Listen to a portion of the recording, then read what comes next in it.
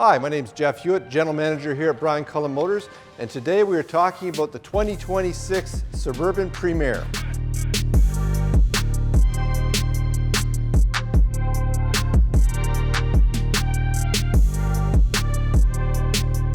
So whether you're in the market for a Trax or a fully loaded Suburban, click the link at the top of the description here to start a conversation with one of our experts. We look forward to talking to you soon. So this is a 2026 Suburban Premier, and I just want to give a little history on it. First of all, Suburban has the unique distinction of being the longest running nameplate in the automotive business in the world. Yes, the first Suburban was 1934. This is a 12th generation build, which is pretty amazing if you stop and think about it. And Suburban's kind of near and dear to my heart. When I was a kid, I grew up across the road from a farm, and there was a stock car driver there, and I hung out with his kid. We actually, I shouldn't say we, I was just along for the ride. I was like 10. I'd go along with them in their Suburban, towing the stock car to the racetrack on Saturday nights to go drive out at Flamborough Speedway. So this is where I learned about Suburbans.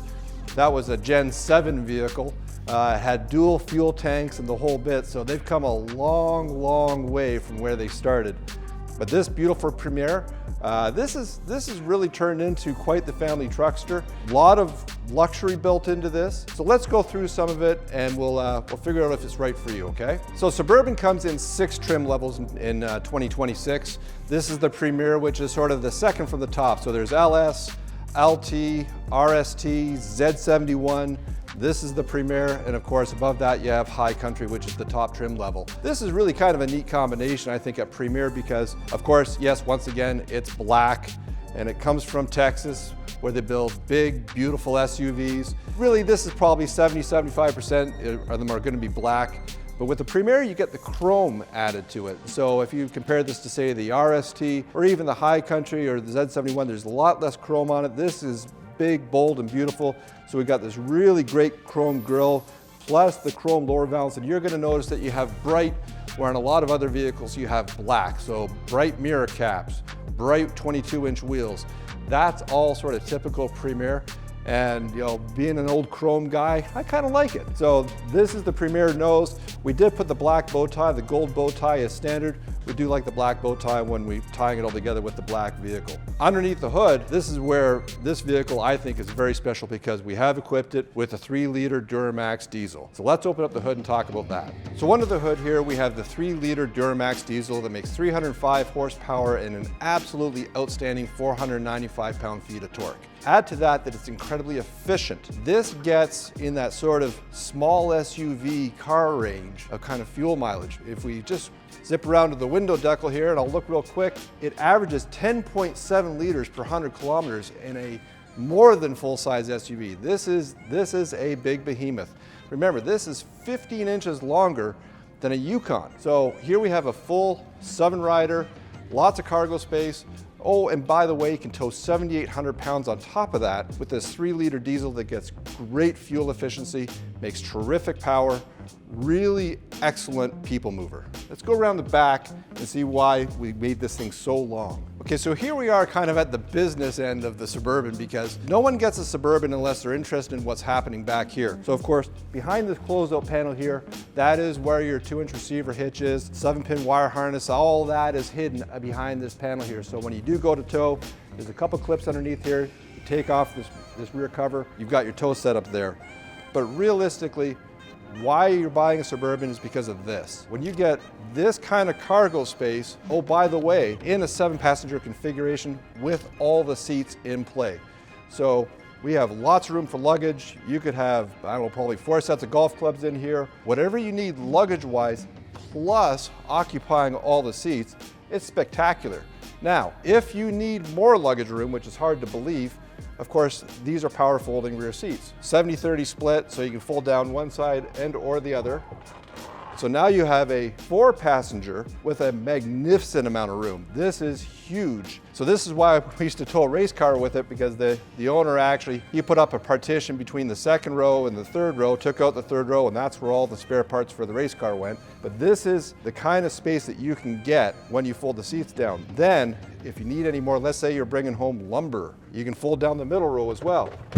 So they fold down, so now we're clear all the way to the front seats. 4x8 sheet of plywood, no problem. Amazing space. Let's take a look at what it's like inside the vehicle. Okay, so let's get in the front seat here. I'm about 6 foot tall, at least I claim that. Small disclaimer, I think I'm about 5'11" and a half. Sitting here 6 foot tall, I'm just gonna adjust this to where I like to have things. I like my steering wheel down a little bit. So you have power tilt and telescopic steering wheel. So a couple things that this Premier is equipped with. So first of all, it's got the 3-liter diesel. When you pick the 3-liter diesel, you have to pick one of 2 possible packages. This one in particular, we picked the sun and tow package. So you do get panoramic sunroof, and you also get the towing package with the trailer brake controller. Now you can also choose the max tow package. There's just a small difference in what they can tow. This is 7,800 pounds as opposed to 8,000 pounds. But at 7,800 pounds, you're gonna tow, well, most travel trailers that are say under 30 feet long, you're going to be able to tow any bow rider boat, anything like that.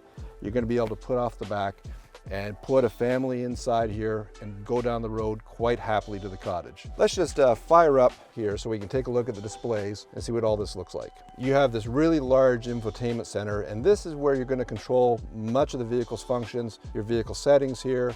So you can set up how you want your safety control systems to work.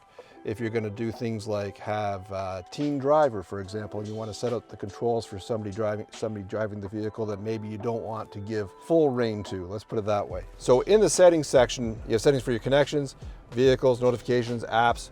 There are additional apps you can download, but realistically, this is sort of a set up once and forget it. So you're going to set up your vehicle to how you like it. Here's your teen driver settings. So if you have a teen driver, you can set it up with a certain key so they can have restrictions. You can restrict the radio volume. They have to buckle the seatbelt before they start, all those sorts of things. So you do have teen driver. Rear seat reminder, this is reminding you that if you've put something back there, when you get out, it'll actually give you a little chime to let you know that there's something left in the back seat. Buckle to drive, as I had already mentioned. Climate and air quality, speed assist, collision detection systems. All of these are customizable for what you want your vehicle to have. Really, the options are almost endless. Even how you unlock and lock your vehicle, you get to choose how all of this happens. Very, very intuitive system, easy to operate, easy to navigate. This is the Google built-in system, and it does come with Apple CarPlay or Android Auto, so it's going to pair your phone really, really easy. It doesn't take a lot to get used to this system because it's so easy. You've got your standard HVAC controls down below here, and there, of course, there is a set in the second row. Of course, it does have the power sunroof shade. As it slides back and exposes this really beautiful dual pane sunroof that lets in just a ton of light. Off to driver's left here, just left of the steering wheel, is the trailer brake controller. So once again, it is set up for some serious towing, all ready to go right from the factory. So now I'm set up. I'm the driver. This is my normal driving position. Let's get in the second row. So here we are, we're in the second row now, and I do have some choices. We have some adjustment forward and back. So we've got lots of room to play with here, depending on whether you have somebody behind you or what you're doing cargo-wise. So we have lots of room. So really, I'm quite comfortable here. There's cup holders in the center here. We've got our HVAC controls down here. Massive room in the middle. So when we come to getting to the third row, there's 2 ways to do it. You're gonna either flip up this seat and crawl through that way, which is probably how most adults would do it. But if you've got a 10-year-old, like I was when I first got into Suburban, probably just scramble right down here through the middle. Once again, beautiful, beautiful panoramic sunroof back here.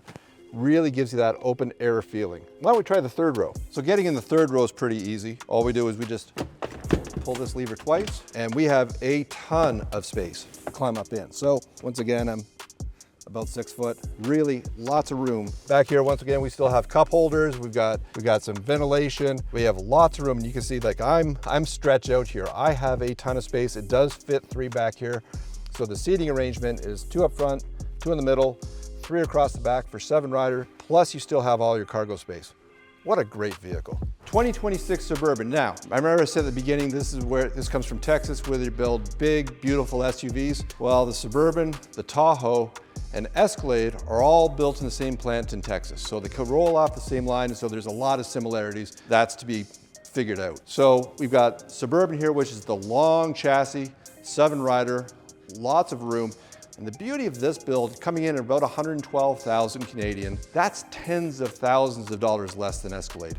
You get terrific, terrific luxury. You get all the utility, and really saving 5 figures, plus the Lux tax, of course, on a really, really great vehicle. Can't stress how much value is in this, and really interesting how Suburban sales and Tahoe sales have really risen over the last 12 months. When people look to be a little more conservative with their spending on their vehicles, this really fits the bill. So come on down, 386 Ontario Street in St. Catharines. Come down and see us at Brian Cullen Motors. Make sure you like and subscribe if you like this video. And don't forget to check out the Tahoe video, sort of the baby brother to this vehicle. We'll see you next time.